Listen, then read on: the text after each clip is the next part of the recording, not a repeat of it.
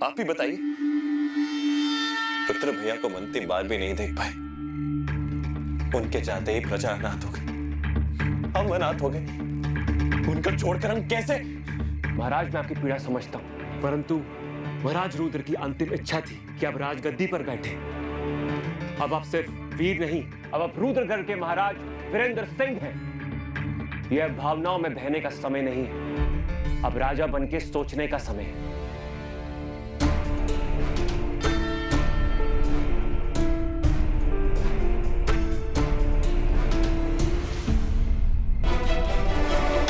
रुद्र भाई साहब, आपने सबको जीवन दिया और खुद मौत को गले लगाया, लेकिन आपके वीर को हार मानने की आदत नहीं है। रुद्रगढ़ का उत्तरदायित्व यदि आज से मेरा है, तो आज इस पूर्णिमा की रात मैं प्रण लेता हूं।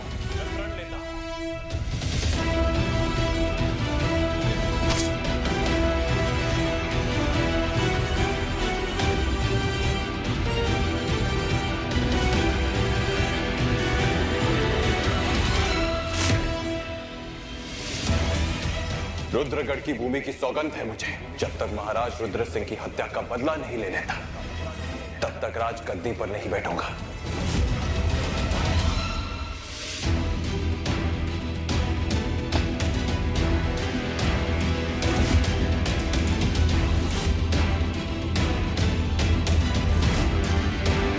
राघव, प्रार्थना करो कि हत्यारा भागने की कला जानता, क्योंकि अब उसका प्रणय मेरे हाथों लिखा जाएगा।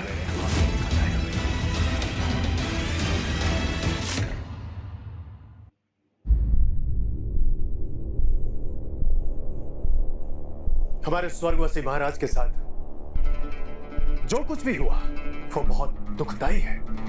ये दुख सहने योग्य नहीं है, किंतु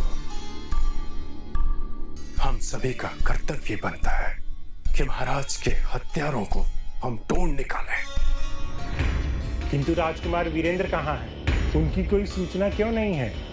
तो क्या ये राजगद्दी खाली रहेगी? रुद्रगढ़ में आज तक ऐसा कभी नहीं हुआ है। सही कहा आपने मंत्री जी, परंतु चिंता का विषय यह है, क्या सचमुच छोटे कुंवर लापता हैं या भाग गए?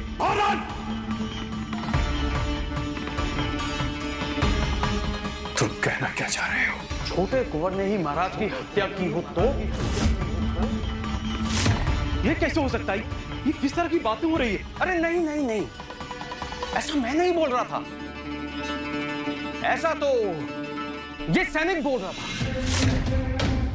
बोलो सैनिक, सबको बताओ, सच बताओ सबको, डरो मत। महाराज की हत्या से कुछ देर पहले वीरेंद्र कुंवर महाराज के कक्ष की ओर बढ़ रहे थे और मैंने जोर से कुछ शोर सुना, तो मैं कक्ष की ओर बढ़ा तो मैंने देखा कि कुंवर वीरेंद्र वहां से भाग रहे थे।